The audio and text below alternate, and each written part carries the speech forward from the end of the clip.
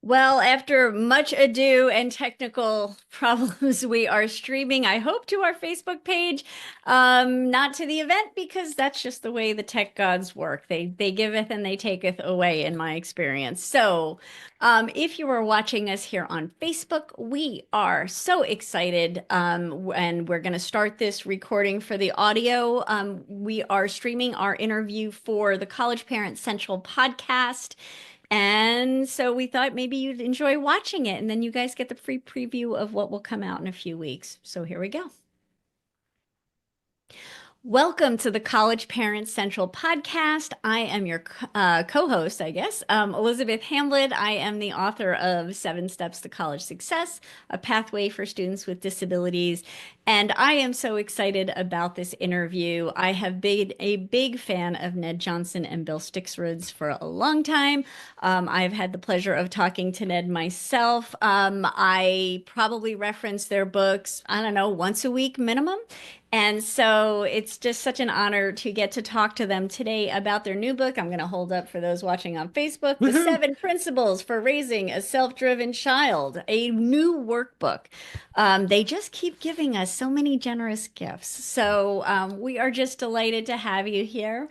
And let me just turn the mic over for a moment to my co-host, Vicki Nelson.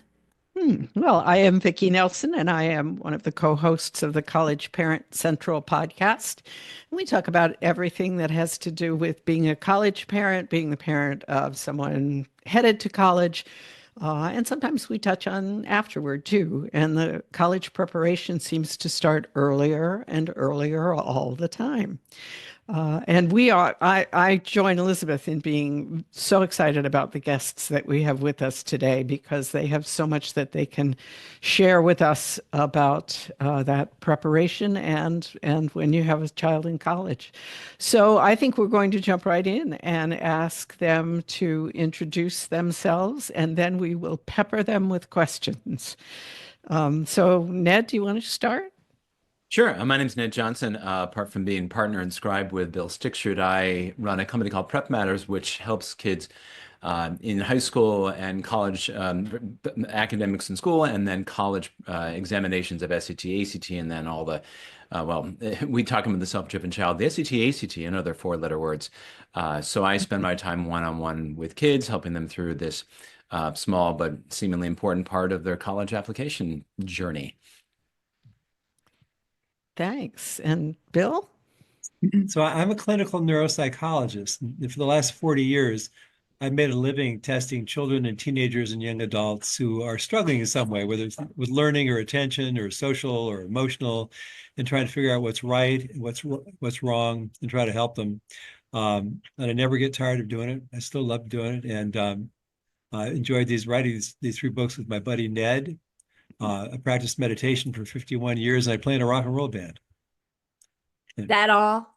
Yes. I have two adult children, one of whom with their family just moved in with me today. So there's a lot going on.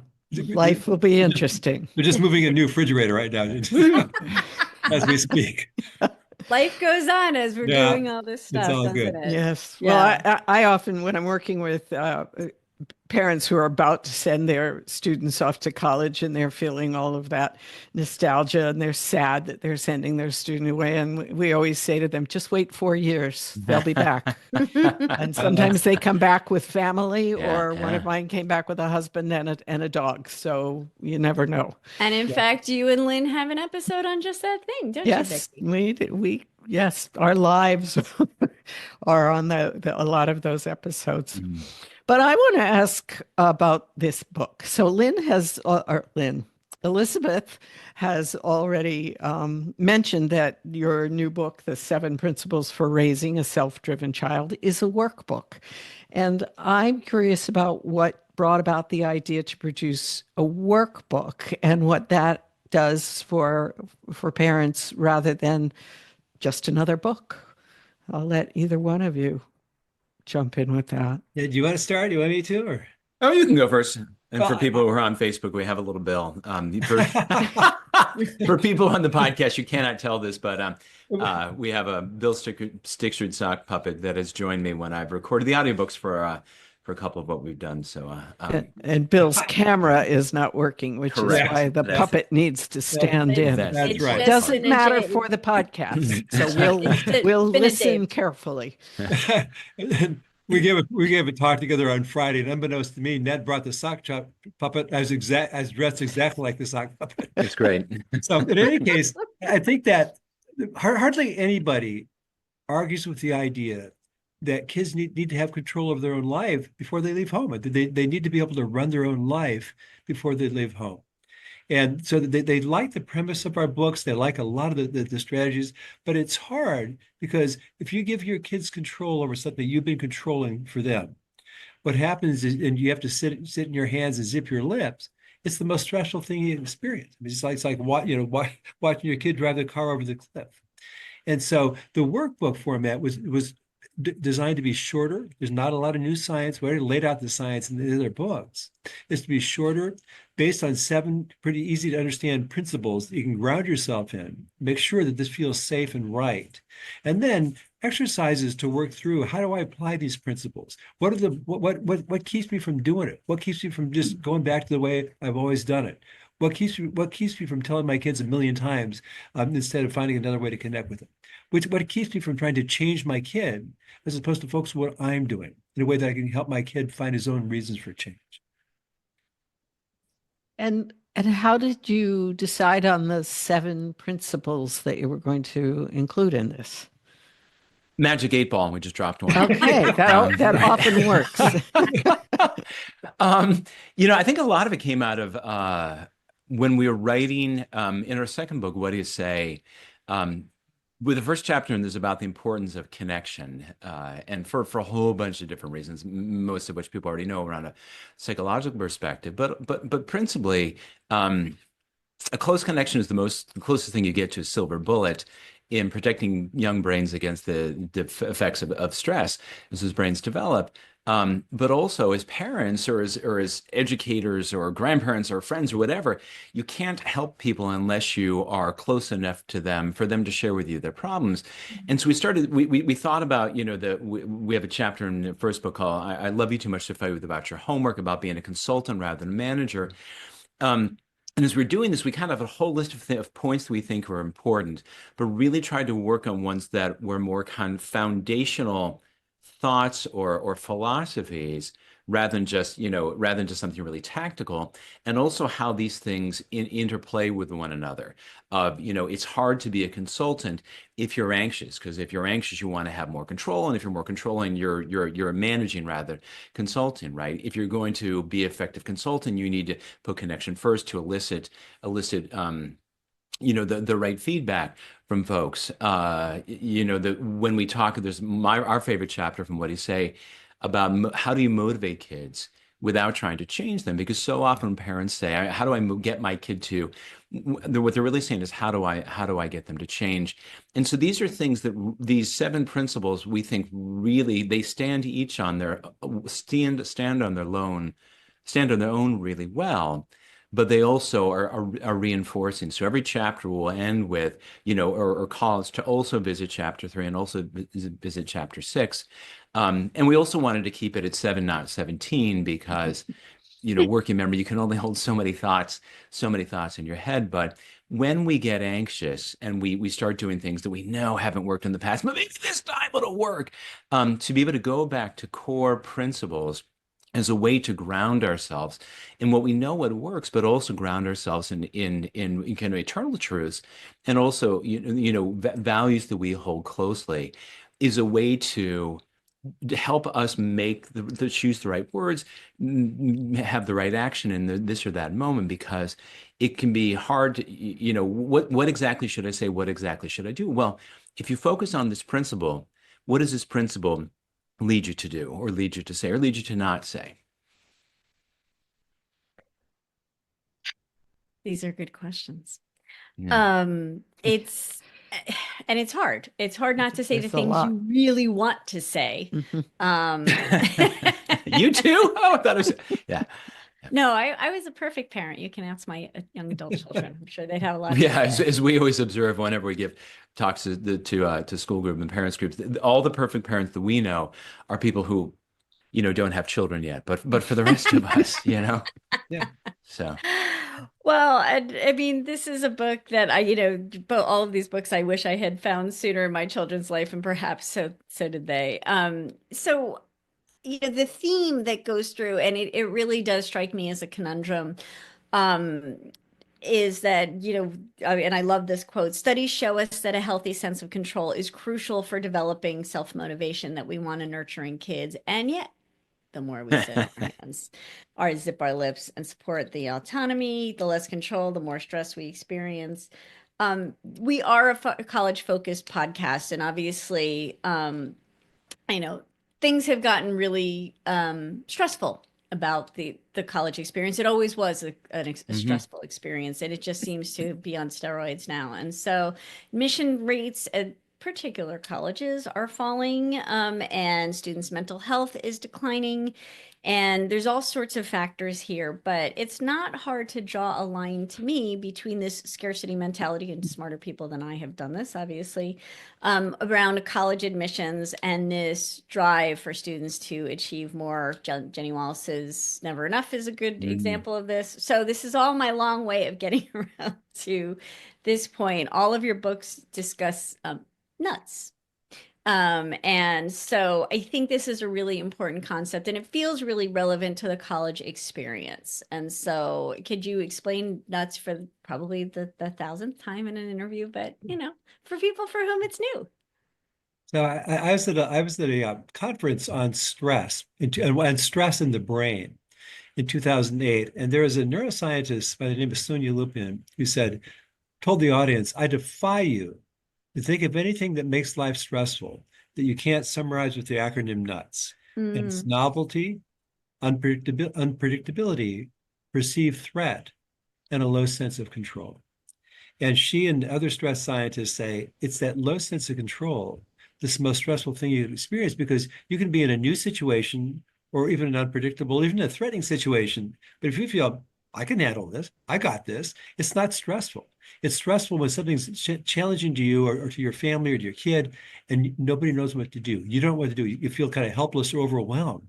That's the most stressful thing you can experience.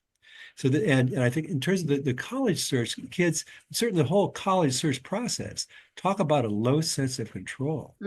Jesus, I mean, and we're talking to kids. I mean, I tested this girl when she was in second grade a few years ago, and I asked her if there's anything she worries about.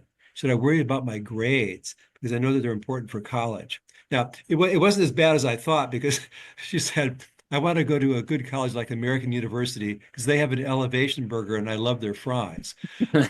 We're truly, Ned worked with somebody recently who said, "My mother's been planning my college narrative since I was 5 years old." And this idea, somebody just recently told Ned that basically everything I do, this is a high school kid, everything I do, I'm thinking about how is this going to read to a college admissions person. Wow. And so That was a whole high school class. I mean, there was, and they are, and all 35 of them were nodding their heads. Yeah, and everything we think about, will this help or hurt me, my chance of admission at, rejective you, Yeah. And so they said these colleges, the most selective colleges, of course, it's a complete crapshoot where you have no control over it. And it feels very threatening because the narrative that if I don't get into elite college, I'm going to end up working at McDonald's. It's completely unpredictable, and the experience is something that most kids, by definition, they've never gone through before. So, Right. Yeah. So, and so if I jump into that, I mean, one point, parents will often see their kids, really torturing themselves, thinking, I have to get in this college, but I'll never get in, right? And then parents naturally say, "Well, sweetheart, it's not true. You don't have to go, and there's so many other places," which is true. And then kids will fight us on that, and they'll cling to it more. And so, two quick thoughts on that. One is that most mental health is changing thinking from "I have to" I want to. And so I tell kids, of course you want to go to Princeton. You look great in orange. 4 years of orange, fantastic, right? Who wouldn't want to go there? But if you're asking me to believe that in order to have a successful life that you have to go there, well, I see it differently. And I'm not going to try to talk you out of it. but I see it really differently. And if you're interested, I'll share with you some why I feel that way and some of the statistics that I know. But we don't try to talk kids out of it because then they cling to it more desperately. But just from my perspective, being non-anxious about this and saying, of course you want to go there. But my experience is that you don't need to go there to build the kind of and live the kind of life that you want. And we talk about this in our second book, What Do You Say? And these are principles rooted in nonviolent resistance, where it's simply saying, I see it differently. And if you want me to share that with you, I'm happy to share that with you. But it is hard because we have that. The word scarcity is exactly the right one. And if you've read that book, Melanthian and anyway, I can't take up full names on them, about what happens when we perceive there to be scarcity, and you just get really, really bad short-term thinking out of it, and it's fear-based thinking. And I wish that, we interviewed Jeff Salingo and asked him, he's got a new book coming out in the fall called Dream School, which is really lovely. And I'd interviewed him and asked him, when you look at the rates of mental health, on college campus, particularly I don't like highly selective, I like highly rejective as a term, universities. And then colleges are probably spending more money on trying to treat mental health than they are on almost anything else. They can't love having these kids who are stressed out of their minds because it's hard for everyone, both the students and the administrators. I said, but do they realize if we changed our process, if we didn't try to solicit, another 100,000 people so we could say no to them, that they could bend the arc on this? And he said, colleges, they absolve themselves of all responsibility. They absolve themselves of all responsibility. And so it remains the fact that, I don't know, there may be 100 colleges in the country that select less than 30% of their college. There aren't that many, but of course that's where our attention goes. And I probably can't talk a kid or a parent, or any of us out of wanting to go to those places. Right. But we all can say, that it can't be the case. I'll pick on Jess Leahy, right? Who is just, she is one of the wisest, most brilliant people I know. And if I understand correctly, she went to UMass Amherst. Does anyone credibly think that she would be better if she went to Amherst College with a 12% acceptance rate rather than Amherst with a 30% acceptance rate? Give me a break.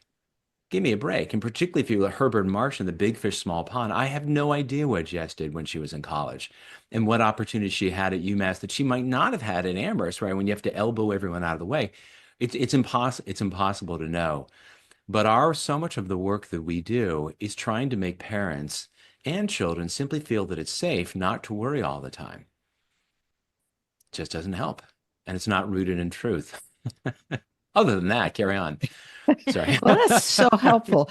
And I'd like to follow that up a little bit because, yes, to everything you're talking about in terms of admissions in the college search, I'm seeing students on the other side of that college search. So now they've come to college and they're still stressed and talking about their anxiety. And now they're supposed to be able to relax a little bit about that. And so they're carrying it somehow with them. And I'm wondering whether on that side of the admissions process, there's anything that as parents or as educators or as just people who are around kids that we can do to help them. I guess my question is no, that they're screwed. It's too late. Is it related to lack of control? And what can we do to help them feel more in control at that point? Yeah, I'll let Bill jump in first. There's a lot here. It's a really good question. And we will have video, so do hold up your Bill puppet. Okay. This will go to YouTube with your permission. Yeah.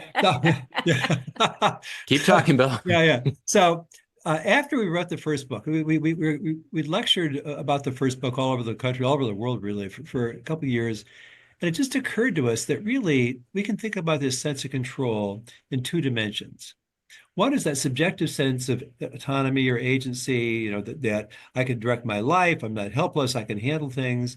But the second is the brain state that supports it, because you can have all the agency or autonomy in the world, but if you're exhausted, or you're highly stressed, that you're going to have no sense of control. And so we talk about what can we do to facilitate that brain state that supports a sense of control, which is really where the prefrontal cortex is activated, is connected, really well connected to, and is down regulating the stress response.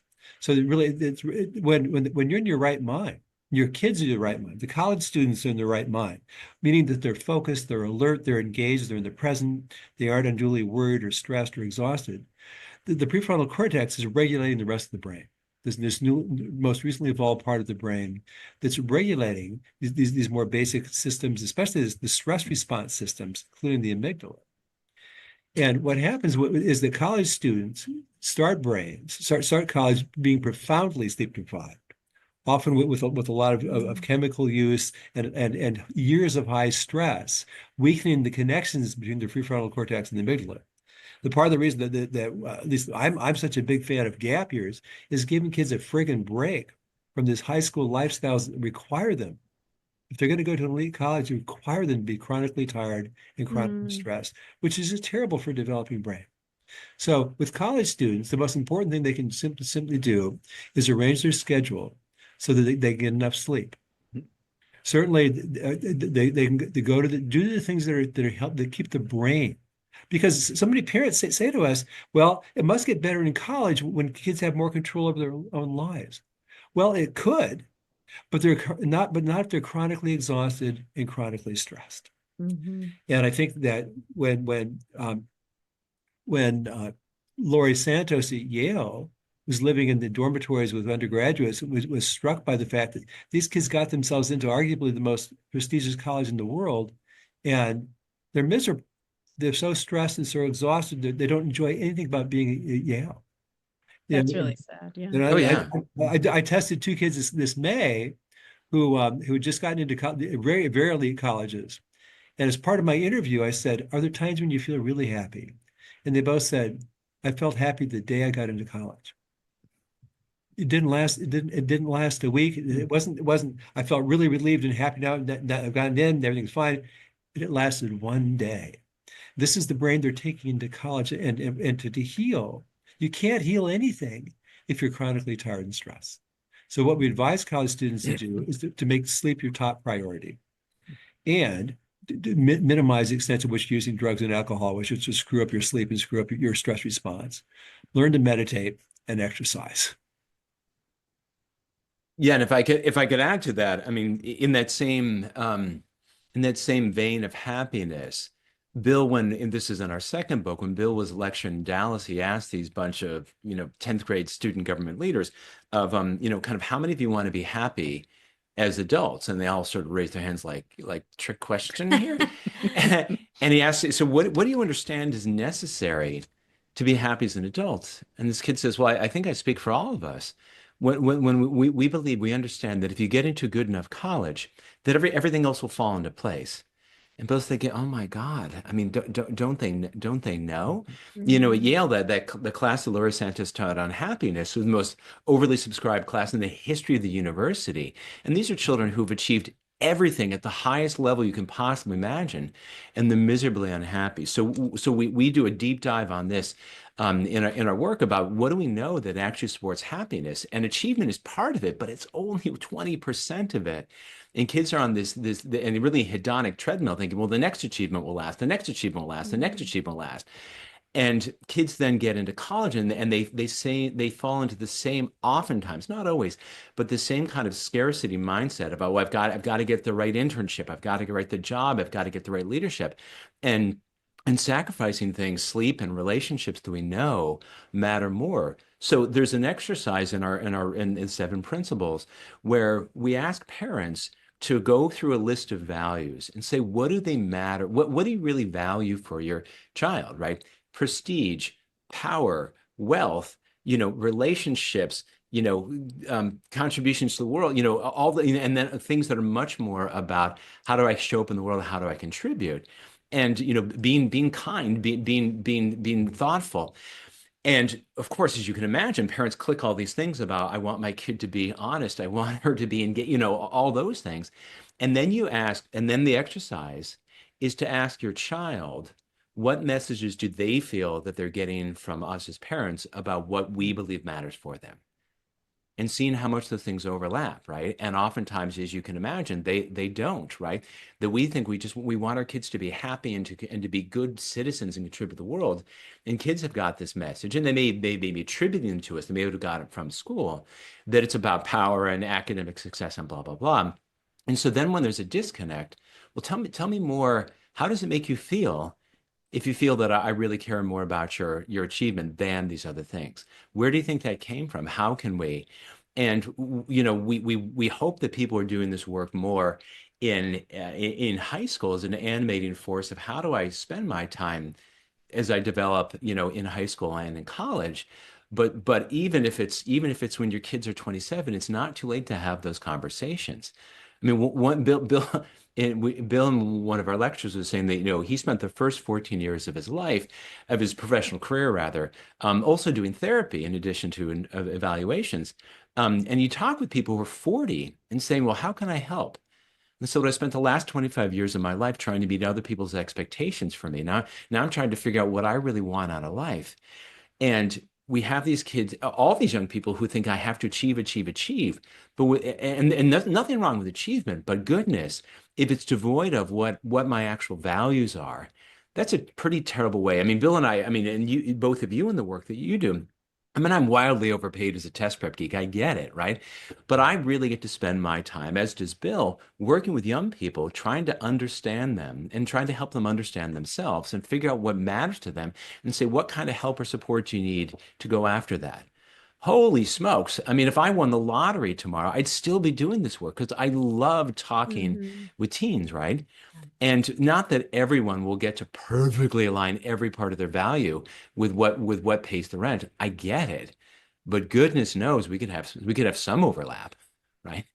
And talking about value seems like a really effective way for any parent and for any young person to reflect on how do I use my time and energy in this 4 years, or depending on the kids, 6 years of college. Right. So I want to follow up a little more on that. I promise, Elizabeth, I'll give you a chance, but I'm on a roll Go here. for it, Vicky. You work together. And you're touching on this in talking, I think, about values. And I wanted to there's a question in your book that you ask, and it has specifically to do with autonomy, but I think it could be related to any of these conversations about values. And I wanted to turn it back to you. So the question you ask is, so why don't parents operate in ways that encourage their child's autonomy? I mean, most of us know that there are certain things we should do that are helpful, and there are certain things that are less helpful. We know that it would be good for our kids. Why don't we do what we know we should do? And I think it relates, maybe if you could talk a little bit about what you talk about in the book about the myth of the good parent. Yeah. Why don't we do it? Well, so starting from the time that they're 3 years old, it's quicker if you dress them. You tie the shoes. It's Right. easier. It's more efficient. So we kind of start out that way, where it's just easier to do it ourselves than to teach them to do it. And yet, from the time kids are little, once they learn something, I do it myself. They don't want you to do it for them, and so that's part of it. And as they get older, one of the things that we think that parents often confuse is, well, in our view, is that the priority is help them. They need to do well versus they need to learn who's responsible for what. And because I work with underachievers for all my whole career, and very early on, I was struck by underachievers. They didn't seem to be bothered. Everybody else was. I asked them, if you don't turn in an assignment, who's most upset? Invariably, they'd say my mom, then my dad, then my teacher, then my tutor, then my therapist. They were never on the list. And I realized, because all the focus is constantly trying to get them to do the work, as opposed to respecting them and saying, "I'll support you. I'd be happy to be your homework consultant, but I'm not going to act like somehow I could make you do it, or somehow it's my responsibility." So I think part of it, Vicky, is this confusing thinking that the most important thing is they always do well. As they get old, they get to high school, often what we hear from parents is, well, this is too important. I couldn't let him make these decisions. These are too important. They involve college and it's all life.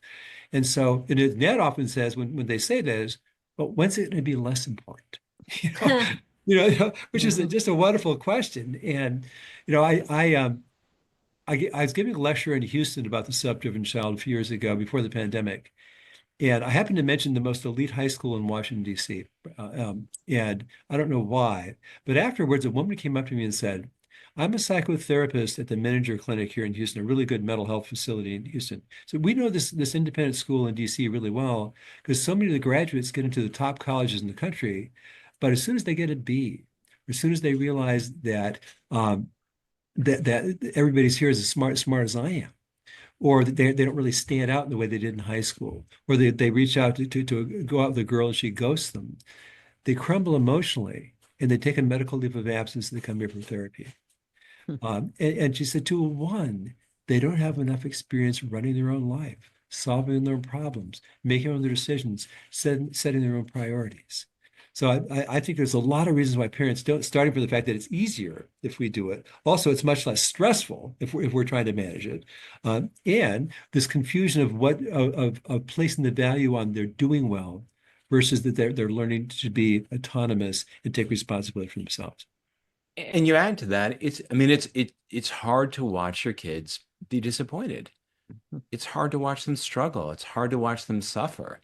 I went through this with my son who just graduated college, and he applied to early decision to the college my wife and I both went to, got deferred, eventually got denied, and did everything between those two things to really turn things up in all the ways the way that he thought would make a difference. He's like, what else?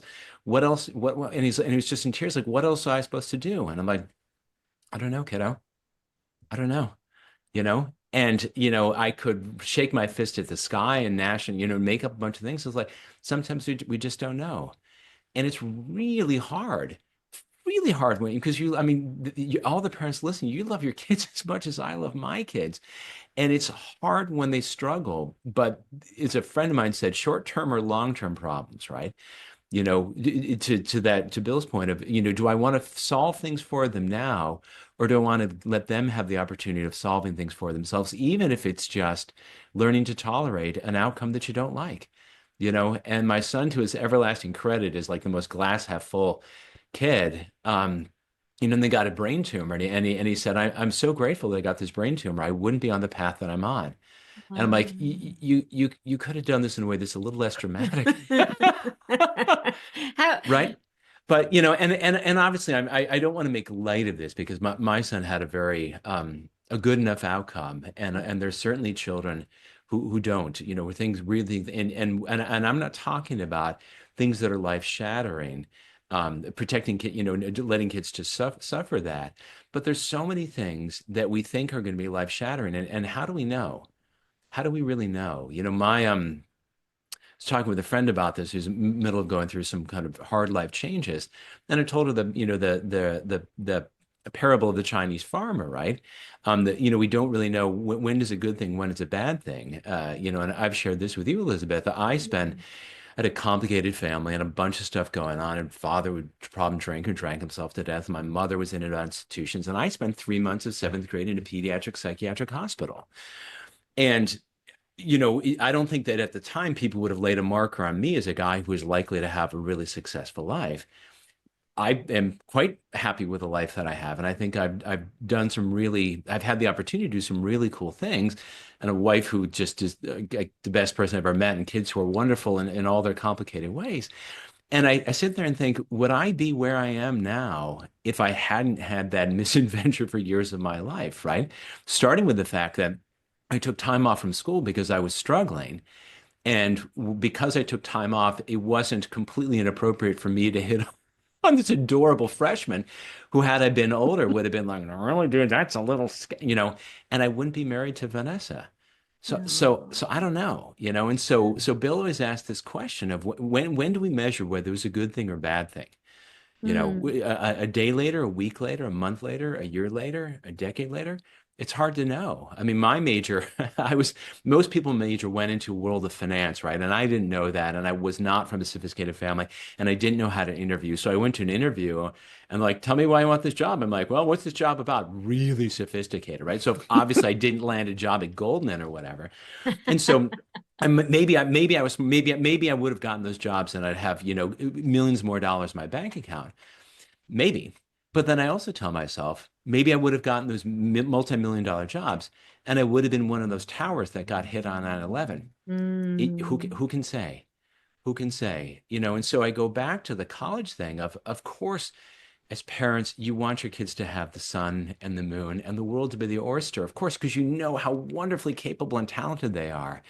But I really do everything I can with the students with whom I work to not buy into this idea that you have to go to a place like that. You have to go to a place with a 3% acceptance rate to have a successful life.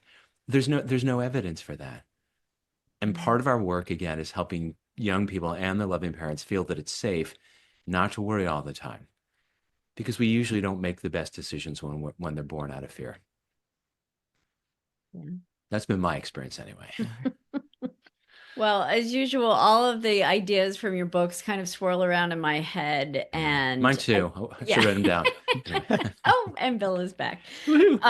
So, there's so much in this book that I love, and this story really struck me. So I apologize for people who haven't read it yet. I promise not to tell you everything that's It's in a the preview. book. Spoiler alert. Spoiler alert.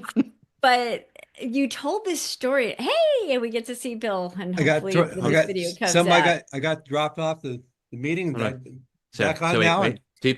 Anyone watching this? It's pretty good, right? Yeah. Pretty good. Okay. Very accurate. Yes. Yeah. Anyway. Pretty We good get puppet. to see the Bill puppet. Yeah, So, you were at this meeting with high school counselors, and they agreed that if students weren't running their own college search, then they weren't ready for college. And Ned, you and I had a conversation about 2 years ago with my friend Ellen Broughton, Bright Kids Who Couldn't Care Less, about all this energy around the college search and applications. And this ties in with consultants versus managers. And I love on page 45, 46, 45 and 46, this energy equation. So it really kind of puts it in very concrete terms, like what is the thing? What is the problem? Who's putting more energy into it? And it's kind of eye-opening. So I can let Bill answer this, but I want to frame it up by there's a lecture that Bill gave for years. As a neuropsychologist, he's often invited to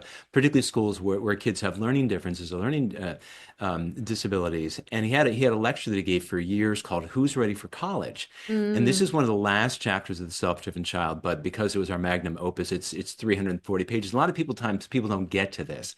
But so Bill really gets credit for thinking around these things in this energy equation. Do you want to take on the energy equation, Bill? Yeah. Well, I mean, I think that there are a couple of really wise things that I learned. Years ago, one of my friends was a psychotherapist. And he got trained in certain kinds of psychotherapy and was taught, don't work harder to help your clients solve their problems than they do, because you're going to weaken them. Because they're going to think that somehow the solutions to their problems are within you, not within them. And also, I did this work with a parent educator 20 years ago with parents. And what she says is when kids have a problem, ask yourself, whose problem is it? Because we're so wired to solve their problems. And I think that so often what I see is especially kids who have ADHD or learning disabilities, or they do a lot of avoidance of stuff due to anxiety, is we work harder than they do to try to make life right. And I think unless they're suicidal, unless they have an eating disorder, something where we just have to do a power play.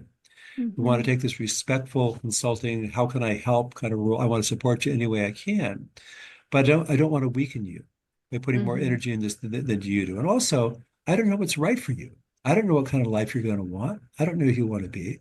Also, I don't know if you make some decision that doesn't seem great, maybe it leads to something really good. I want you to figure this out. And that's why I felt my whole career that I think the best message you can give a teenager and young adult is I have confidence in your ability to make decisions about your own life and to learn from your mistakes. And what I tell, and I want you to have a ton of experience doing that before you leave home, and certainly before you leave college. Right. And I think that Ned and I had a piece in the New York Times in 2019 based on college kids who are home by Thanksgiving, because by November 1st, when we wrote the piece, we knew 7 kids between the two of us who'd started college and were already home. Right. They are already overwhelmed. And to the one, if you look, they didn't show any of the signs of being ready to go to college, to be able to manage their own academic life, their own personal life, their own self-care, their own self-management independently. And that's why we place such a huge premium, not only on supporting that sense of autonomy and control, helping kids learn to run their own life, but also encouraging parents to tell your kid, I can't in good conscience send you to college if I don't think you're ready. And we offer some guidelines in the self-driven child about how can you tell, what kind of stuff does the kid have to be able to do to know that you're ready? Mhm. You know, And to answer that, and to fill in the last part of this energy equation, that typically when parents are spending, particularly the kid who's ADH or what have you, spending 80 units of energy, kid tends to spend 20. And when they get more stressed, and I go to 90 to try to amp up because we need more, the kid goes to 10. And it doesn't change until the energy changes, and it starts with us. And you have to say, listen, this is your responsibility, this is your problem. Now this is your problem, buddy, but respectfully, this is yours. And if I spend more energy on this than you do, you're going to think that someone other than you is responsible for your own success, and you're responsible for Oh, this. that's And such a and good I can't I point. can't I can't do that to you, right? Yeah. And if when we make peace with the fact that we can't make our kids do anything, we can make it so unpleasant that they finally give in, but Right. then they're ultimately choosing to do it themselves.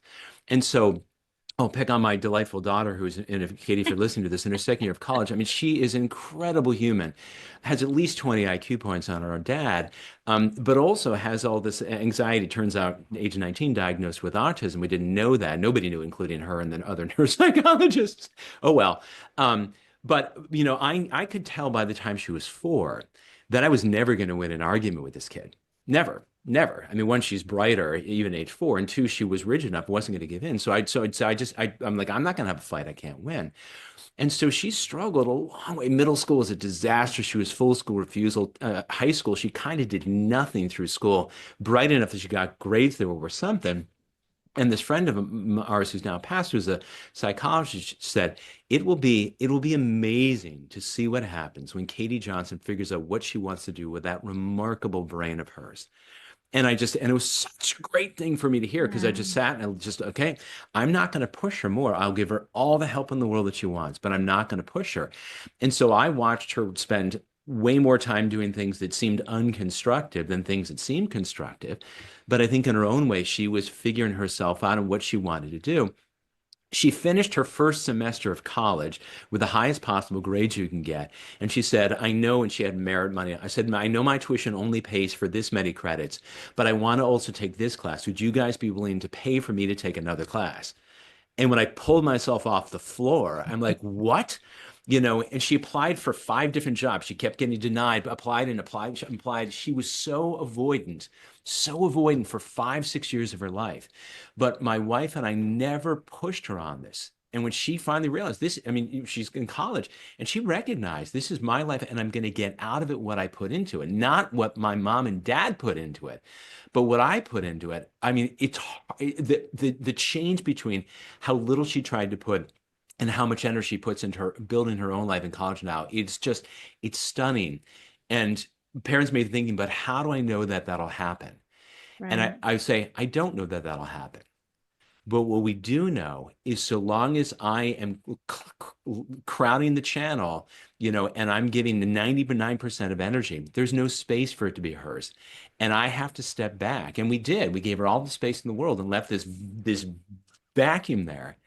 And she stepped when she was ready, and she became ready. When she was ready, she stepped in and filled it with, 98% of her energy.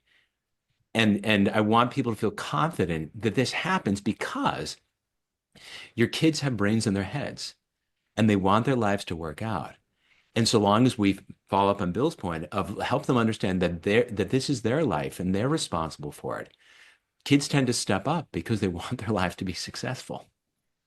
Well, and in this example that you give when we were talking about, when the parents are pushing the kids to meet those deadlines, et cetera, that's really, yeah. So it feels like what I hear you saying, if I may Hmm. rephrase, is that Please. when you're Yeah. seeing that, that's your signal. And it is, so what is the worst thing that happens, right? Your student doesn't meet the deadlines. Yep. And then what happens? But that parents are afraid of that. It's funny, somebody my age who I don't think hardly any of my friends, my parents didn't go to college, and hardly any of my friends did, parents did either. Somehow we figured it out. Somehow I figured out how to get a PhD, and and I think that so we really, in many ways, and out of our best intentions, it's not malicious, but out of our best intentions, we in many ways treat kids kind of like they don't have a brain in their head. They couldn't figure this out on their own. And I still see kids who have lovely parents, but they're making appointments for their graduate kids who are graduate school who need testing. The kids not doing it themselves, and still doing a lot of managing. And I think it's probably wrong-headed. Mm-hmm. Mm-hmm.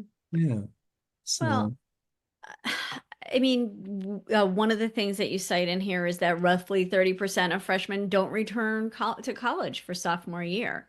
And you talk about how much self-management they have to do, and you bring in the brain science, with the prefrontal cortex, which you guys have already, discussed. But it's such a long time before we get them to college. And so, as you said, it's easier when you do things for students and it feels more comfortable and parents feel like they're being good and supportive parents. So, what's developmentally appropriate, if we back it up for them to start working on so that by the time, senior year of high school rolls around, these are kids who are ready to make their own decisions, We and don't learn want to how do to things for cope. kids that they can do for themselves, even if it's suboptimal. Yeah. Because brains develop in the ways that they're used. Anything and from making decisions to doing homework to college search to making messes and figuring out how to solve those messes, right? Mm-hmm. And I think I can credibly say this as a guy for 30 years who's helped kids prepare for a college admissions test, that the most important outcome of high school and adolescence is not, must not be where kids go to college. And again, it's my job. I help kids get better scores, better choices, blah, blah, blah.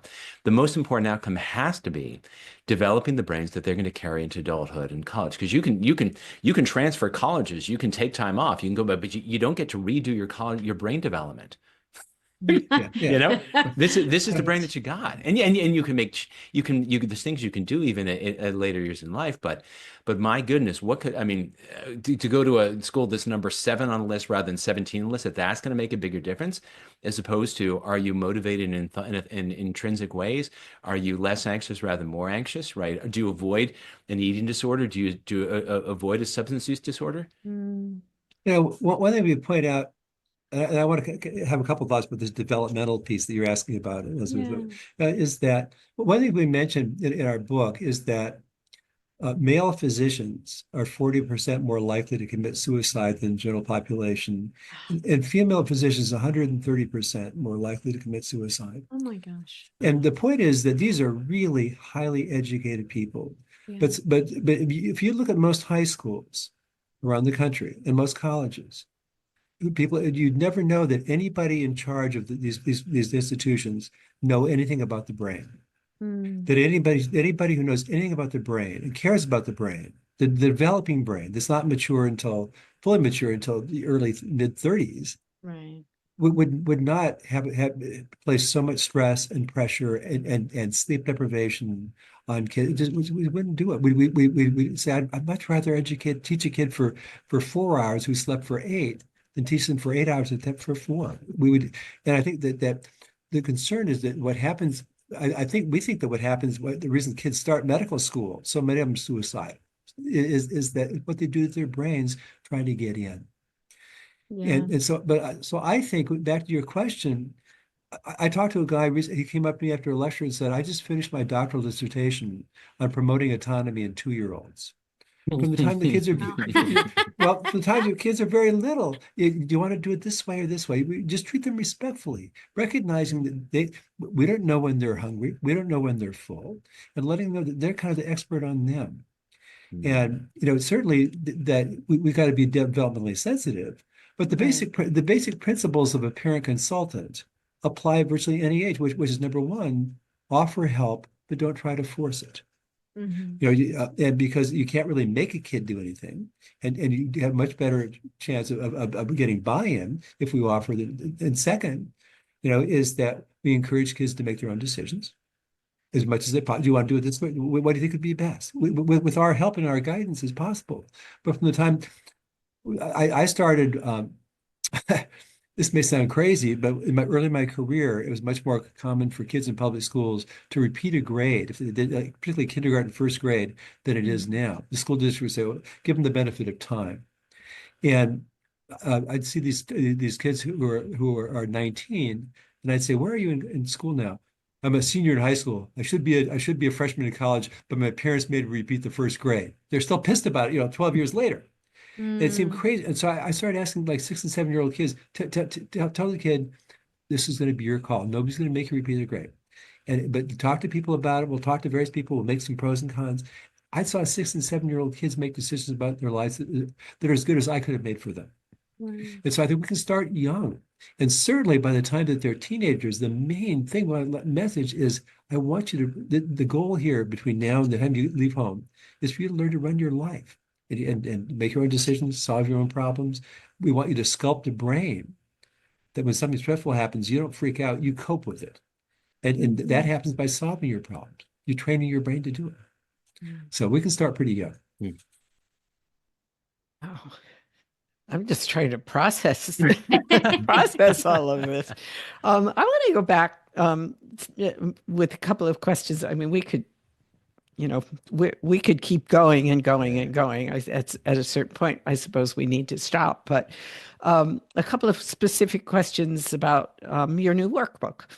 And one of the things you have in there that really intrigued me is Post-it notes. The idea of, here's something to write on a Post-it note and, put up on the mirror or have somewhere that you're going to look at it. And one of my favorites you've already talked about, which was it's more important for a child to develop a clear sense of who's responsible for what than for them to always do well. So you've talked about that, but can you just talk about a little bit about, maybe the mechanics of how you decided to put the idea of put this on a Post-it note up and how you picked what was going to go on the Post-it notes?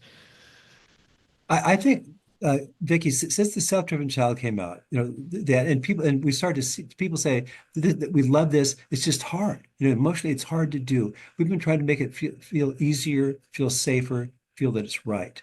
And when we're writing this book, we're trying to make this simple. We're trying to make it's a much shorter book. It's not packed with a lot of science you got to wade through. Trying to make it simple. And we'd say, we'd be talking about a principle or an idea, say, this is really foundational. This should be a Post-it note. And it's kind of stuff as we're working on it together, the stuff that felt, this is stuff that's something that you could remember the rest of your life, or this is something that could really make a profound impact.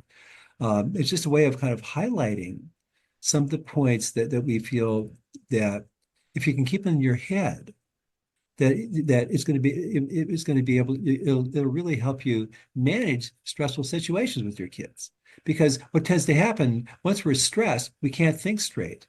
But if we practice, if we have the Post-it note, we keep reminding ourselves daily, this is right. My crazy thing is crazy.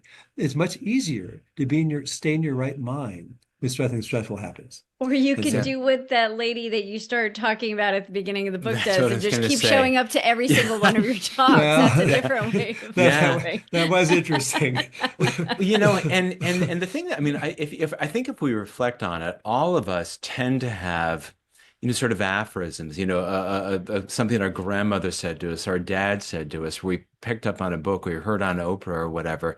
I think that's such an elegant way of saying that. And for me, Bill and I were palling around for a while before we got to writing The Self-Driven Child. And I spent hour after hour after hour with teens, and I'd hear something that Bill would share. I'm like, oh, that's really good. And then I kind of, like any good comedian, right, I try to workshop it, right, and figure out how to deliver the line. And there were at least 2 years or 3 years or I don't know, it's 14 years now, Bill, where I've said, my friend Bill says, my friend Bill says, Mm. and those kind of things, and they percolate in my brain, and I think it's true for all of us because we watch a TED Talk, we watch YouTube, we read a whole book, right? And I mean. And we don't remember. I mean, what was the Woody Allen thing? But I took a speed reading course one summer. I read War and Peace in 40 minutes. It was about Russia, right? And we think there's I love seeing people when they'll take like the Subject Child and have like 14,000 post-it notes on there, right? Yeah. But as brilliant as any book might be, we don't remember everything that's in there. But there are points that if we can make them really these kind of aphorisms, these maxims, and you post it around, then those thoughts, if they're useful to readers, those thoughts become their thoughts, right? And those thoughts become their words. And then those thoughts often become they're their words that become their children's thoughts, right? And look, some of the stuff we invented and some of the stuff we just borrowed, right? When we talk about a non-anxious presence, well, we stumbled on this idea, that all emotions are contagious. Well, there was a Navy SEAL who from his training had learned and shared this idea that calm is contagious. Well, that's a heck of a good line. That's a heck of a good line. And when you realize in the moment when you're stressed out and your kid's freaking out, if you sit there and go, well, this is a lot. I'm not quite sure what the plan is here, but I'm confident we're going to figure something out. Just watching someone else who in the moment of something intense is saying, I think we're going to figure this out. It's signaling your amygdala, like, I don't have to be freaked out because this person's not freaked out. And just to know that as an organizing principle is a pretty good one, right? Don't just do something, sit there. Well, and I have my mental post-it notes from you guys as I started this interview by saying probably once a week at least I talk to a parent, and talk about being a consultant and also nothing's more important than your relationship with your student. So those are things I share all the time. I want to ask one last question, and then I don't know. And then I don't know if Elizabeth has a last question, but we 40 can ask, at least. But I know we have a whole bunch. But principle number 7, I found really intriguing, which was encourage radical downtime. Can you talk about that concept? Because it sounds to me like something we all need to think about. When I was in graduate school the first time, before I flunked out, I was a student PhD program in English literature at Berkeley, and I went 20 straight weeks without turning in assignments because I was so anxious and insecure that when I work with underachievers, I say, I went 20 weeks and I turned in nothing. Top that. But while I was at Berkeley, I read this book on the causes of increased nervousness in Americans. It was written by a physician in 1881. And the hypothesized causes were things like the railroad, Western Union, the pocket watch, technological innovations that made life go faster and made us more attentive to smaller increments of time.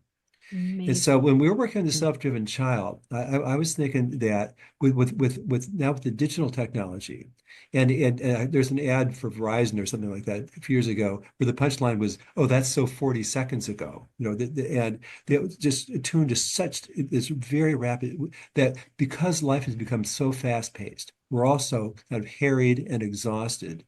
We need more radical downtime than just gardening or knitting or playing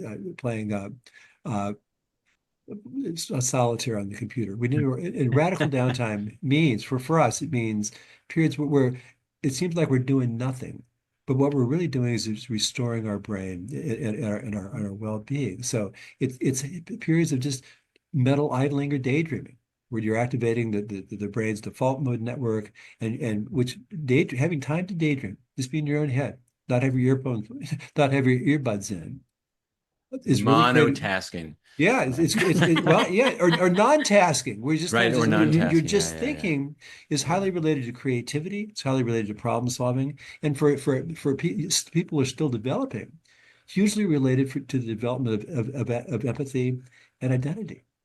And so it's that periods of just having some unplugged time during the day, just to be in your own head for a little bit. And then it's meditation. Both Ned and I have been practicing meditation for many, many years.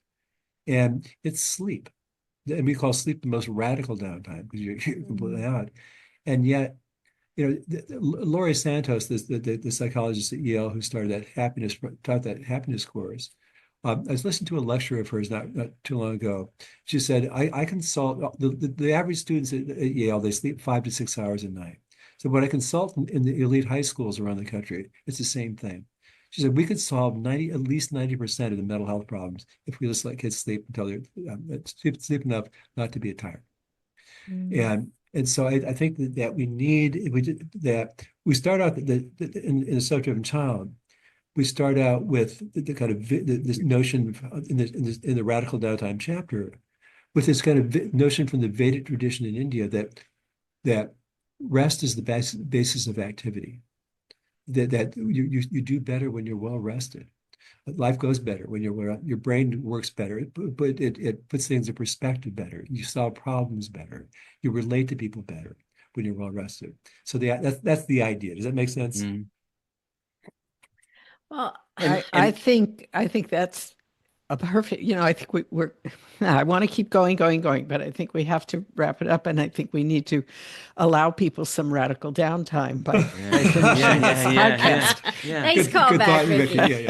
And I also had this vision as you were talking of when students glaze over in my class and I say, are you with me? And that somebody's going to come back and say, I'm engaging in radical downtime right now. I will tell you, years ago, I was invited to a local, really good independent school here in the area to give a talk about sleep deprivation. And I had my whole presentation, and it was the entire high school and all the faculty and students. And maybe 15 minutes into it, there's in this kind of a front, a section, or front row of a section, there are like 3 kids like in their heads back. And this was sort of before everyone had cell phones with cameras. But it would have been like the best selfie ever. Like they're putting yourself right between 2 kids are catching flies, like catching a picture, with their mouths wide open. They're wide open. It's like, well, I'm not gonna interrupt that. What I'll add to everything that Bill said, I think is so wise, is that the way that I think about this is that the inflows of stress into a nervous system or a family system or a school system or our nation are not balanced by healthy outflows of stress. Everything in the world you can think of is going to happen. You saw this during COVID of substance use and domestic violence and fights and truancy and murders and on and political discord and on it goes. Because at a neurochemical level, the sleep deprivation causes the same stress hormones that things that are stressful do. And we don't think very well when we're stressed. We don't take tests very well when we're stressed. We're not cognitively flexible or emotionally flexible. We use Bill, so we don't put things into perspective. We don't solve problems well with any kind of creativity. And so if we have a world that's more stressful, and the challenge with things with technology, it's stimulating, but it can't be stimulated without also introducing a certain measure of stress. And so it's not that we're ever going to peel cell phones out of our hands or our children's hands, but we simply need to balance that with time, with radical downtime. And since I shared before about my time in a pediatric psychiatric hospital, when I was there, I'm a million years old. You can't tell by radio, by podcast, but I was there as a young, 12-year-old, 13-year-old, whatever, and breakdancing was a thing. And there's a kid there who taught me to breakdance. So I wasn't quite Vanilla Ice, but it was anyway. But that popping thing, well, that for me became a tick. And so like people would crack their knuckles. I would crack my wrist. And I would do this like 10,000 times a day. And I wasn't consciously doing it, just became a tick. And I'm not sure at what age I was. I had children at this point, and I learned to meditate thanks to Bill and a friend of his he connected me with. And at some point, I looked down at my wrist, and I was like, when did I stop that tick? When did that? Because I didn't consciously do it. So when I stopped doing it, I had no. What was it yesterday? Was it last week? Was it last year? I have no idea. But I can say that, at least for me, being well rested and I exercise regularly, that I also practice meditation twice a day. And I had years of my life with too much stress going into my nervous system, and it led to some hard things, right? And if we don't all have healthy tools to balance the inputs of stress with the outflows of stress, how do kids ever get better? How do adults ever get better?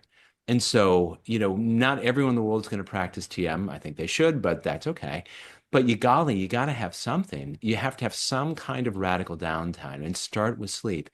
And exactly as Laurie Santos said and Bill reported, we've done a bunch of lectures and people say, if there's one thing that you could do, you would give one piece of advice, what would it give? And Bill said, get enough sleep. And they said, Ned, what about you? I said, what he said, get enough sleep. Everything works better. And we have an interview with Lisa Lewis about Oh, I love her sleep book. too. Yeah. Yes, Yep. isn't it? Yeah. It's a wonderful book too. Yeah. Sleep deprived teen. Yeah. We'll put a link guys- to that in the show Yeah. notes. Yeah. We have a reading list for you folks. You better get cracking. Yeah. So as we finish up, and Yeah. we have to finish up, Yeah, yeah. would you just tell us again about your book and when it's coming out, and how people, and your podcast, and how people can find you? So the book is The 7 Principles for Raising a Self-Driven Child, a workbook. And we have a podcast. Thank you very much. Thank you, Vanna White. We have a podcast. I'm showing it for those watching. Elizabeth is holding it up. There you go. with a wildly inventive title of The Self-Driven Child Podcast, where we've also had Lisa Lewis and a whole bunch of other wonderful folks as guests on that. And you can find us at theselfdrivenchild.com or selfdrivenchild.com, anything close to that. And we just learned on Friday that you can find a reference to the self-driven child in the new Bridget Jones movie. Oh, Oh, yeah. Oh, I'd There you forgotten go. that. This is adorable. There's Bridget Jones, and she's a mum now, a mum as they call across the pond. And this or that advice is she hires a nanny because she's going back to work, and the nanny says, "Oh, no, we mustn't pressure children like that. We shouldn't pigeonhole children like that. We don't want to give them that much pressure. Haven't you read How to Raise a Self-Driven Child?" We're like, I'll send you the screenshot of it. We've got to track down the folks. Wow. We thought, like, my gosh, we're in the zeitgeist. How fun is that? It's amazing. So- exciting. Yeah. And the podcast is wonderful. So Oh, you're very we'll put a kind. link to that in the show notes and great. all the kinds of things that we talked about. If you can get people like Elizabeth to show up, you look like you know what you're doing. So yeah, great. Thank you. Well, we are really grateful to both of you for giving us so much time and so much to think about. And you. hopefully everybody is going to go out and get the 7 principles and Oh yes, get, out get on to March, busy, get busy out on on March the workbook. 25th. Out on March March 25th. March You can pre-order it now. If you were inclined we're always grateful for pre-orders, because that's what every author is trying to do is to get as many right up front as we can. It's many fewer words. It's not that expensive. At very least, it makes a wonderful coaster. It's colorful. It's pretty.